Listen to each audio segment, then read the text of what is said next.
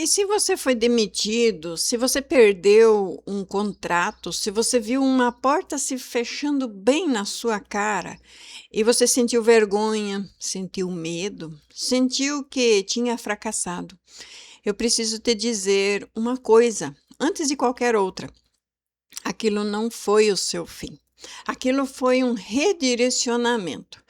Você não foi esquecido, você foi tirado de um lugar pequeno demais para o tamanho da bênção que Deus já separou para você, para o seu futuro. E eu sei que isso é difícil de acreditar. Quando você está vivendo ainda essa dor, ninguém comemora quando perde um emprego. Ninguém agradece quando o telefone toca e a notícia é: não precisa mais vir amanhã.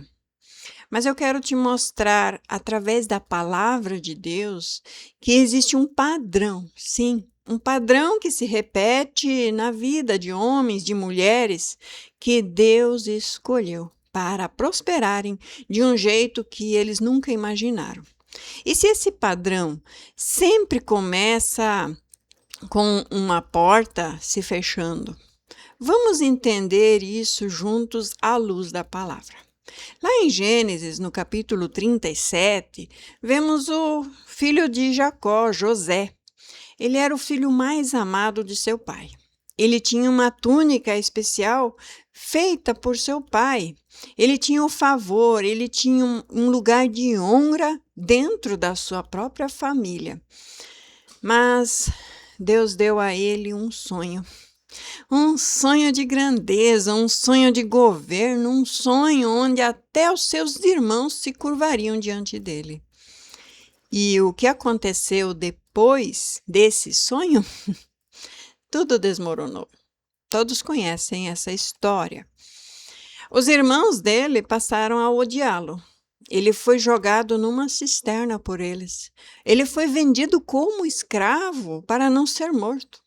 E então ele foi levado para o Egito, um outro país, um lugar estranho, de língua estranha, sem família, sem estrutura, sem nada do que ele já tinha antes. E se José estivesse vivendo hoje, ele diria: eu perdi tudo. Ele diria: minha carreira acabou antes mesmo de começar. E lá em Gênesis 39, 2, registra uma frase que mudou isso depois de tudo. E o Senhor era com José. E ele foi próspero. Sim, mesmo sendo escravo, mesmo numa casa que não era dele, o texto diz que ele prosperava. Entenda bem isso. A casa de Potifar não era o destino de José também.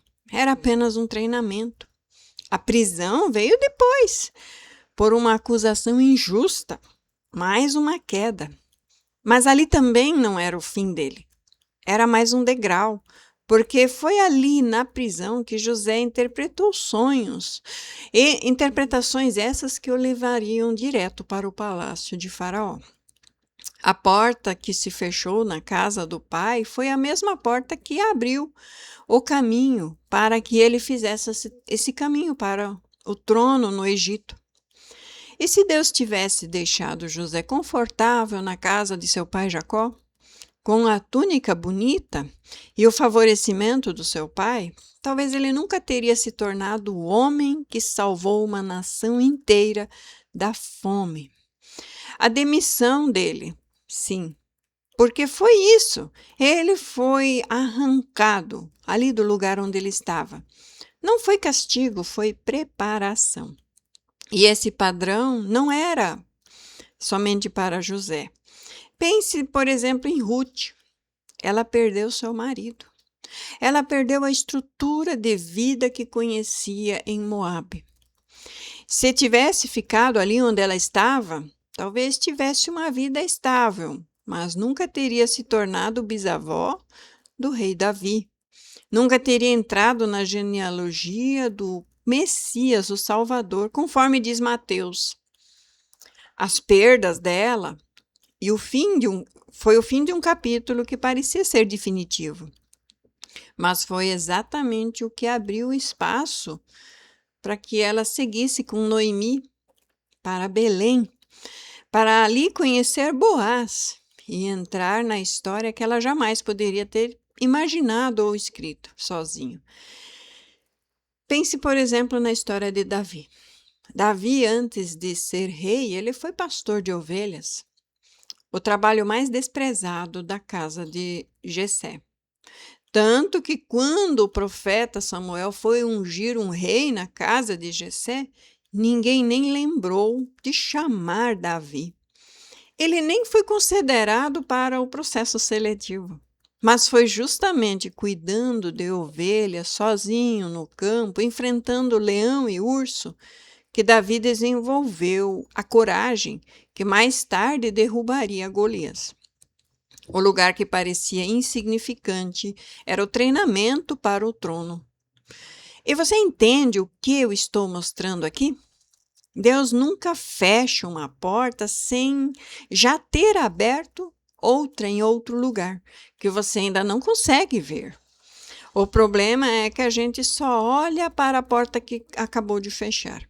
A gente fica batendo nela, tentando reabrir o que já cumpriu o seu propósito, em vez de virar o rosto para frente agora e procurar a porta que já está aberta. Em Eclesiastes 3:1 diz: tudo tem o seu tempo determinado, e há tempo para todo o propósito debaixo do céu. Sim, existe tempo de plantar e tempo de colher. Existe tempo de construir e tempo de demolir. E o emprego que você perdeu agora, o contrato que caiu, a parceria que terminou, isso tinha um tempo. Cumpriu o que precisava ser cumprido na formação. E agora Deus está te movendo para o seu próximo capítulo. E eu sei que enquanto você está no meio dessa transição, isso não parece ser verdade. Parece só medo, parece só conta atrasada, currículo enviado sem resposta, olhar de pena das outras pessoas. As pessoas dizem: eu já sabia, mas eu quero te lembrar o que fala em Isaías 43:19. Eis que faço uma coisa nova. Agora está saindo a luz. Porventura não a sabereis? Eu porei um caminho no deserto e rios no ermo. Palavra do Senhor. Deus faz caminhos exatamente onde parece que não existe nenhum caminho. O deserto da demissão, da rejeição, da porta fechada é justamente o lugar onde ele constrói o rio que vai te sustentar depois. E tem outro detalhe aqui, muito importante, que eu preciso te mostrar. Muitas vezes a porta que fechou não era a porta errada por acaso. Ela estava te segurando num lugar pequeno demais. Em Provérbios 16:9, diz assim: o coração do homem propõe o seu caminho, mas o Senhor lhe dirige os passos.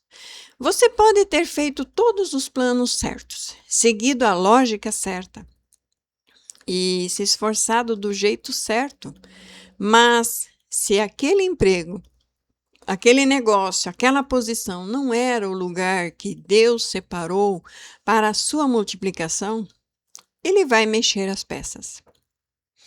Às vezes isso dói, às vezes isso parece ser injusto, mas é direção, não é abandono. Olhe o que aconteceu com Paulo. Ele estava certo do que fazia. Ele tinha posição, ele tinha reconhecimento entre os líderes religiosos de sua época. Mas Deus interrompeu o caminho dele na estrada de Damasco. E o que parecia ser o fim para ele, o fim de uma carreira promissora, se tornou o início do ministério que levaria o evangelho ao mundo inteiro. E às vezes Deus não espera você pedir demissão, Ele mesmo fecha as portas, porque Ele sabe que você não sairia sozinho, por isso que Ele precisa fechar. José não sairia sozinho da casa do seu pai. Deus precisou fechar. Então, se você está vivendo esse momento agora mesmo, se você foi demitido, se o negócio fechou, se as parcerias terminaram, eu quero te convidar a fazer três coisas. Três coisas. Primeiro, pare de brigar com as portas fechadas. Elas já cumpriram o propósito delas na sua vida. Continuar tentando forçá-las a abrir de novo só atrasa o próximo passo. A segunda coisa que você deve fazer, comece a procurar sinais da nova porta. Sim, ela geralmente não vem do jeito espetacular que a gente imagina, mas ela vem com um convite inesperado, uma ideia que não sai da cabeça, uma pessoa que aparece no momento certo. Fique bem atento para esses sinais. E em terceiro lugar, use esse tempo, esse terceiro ponto é muito importante. Use esse tempo para ser formado, não somente sobreviver. José foi formado na casa de Potifar e na prisão. Melhore em tudo, estude, aperfeiçoe. Davi também foi formado no campo das ovelhas. O tempo entre as portas fechadas e a porta aberta não deve ser tempo perdido. É o tempo onde o seu caráter deve ser construído para sustentar a bênção que está por vir. Em Filipenses 1:6 diz: tendo por certo isto mesmo, que aquele que em vós começou a boa obra, a aperfeiçoará até o dia de Jesus Cristo. Deus não te deixou pela metade. Ele começou algo em você e Ele mesmo vai terminar isso. E se essa palavra tocou no seu coração, deixe nos comentários. Eu creio que Deus está abrindo uma nova porta para mim. Escreve 2, 3 vezes, 3 vezes, né, o básico. E se você quer continuar caminhando nesse processo de restauração, não somente financeira, mas de propósitos, se inscreva no meu canal, ative o sininho para receber os próximos vídeos e compartilhe esse vídeo com alguém que precise. Entre em contato comigo, pois eu tenho um material de alinhamento bíblico, que é um material completo para você estudar e ver aonde você pode melhorar, aonde você pode aperfeiçoar. É um material assim de santidade, de santificação. É um material maravilhoso que já tem ajudado centenas de pessoas que adquiriram. Não perca tempo. Entre em contato comigo. Meu contato está na foto do meu perfil e na descrição do vídeo. Que Deus abençoe a todos, em nome de Jesus Cristo. Amém.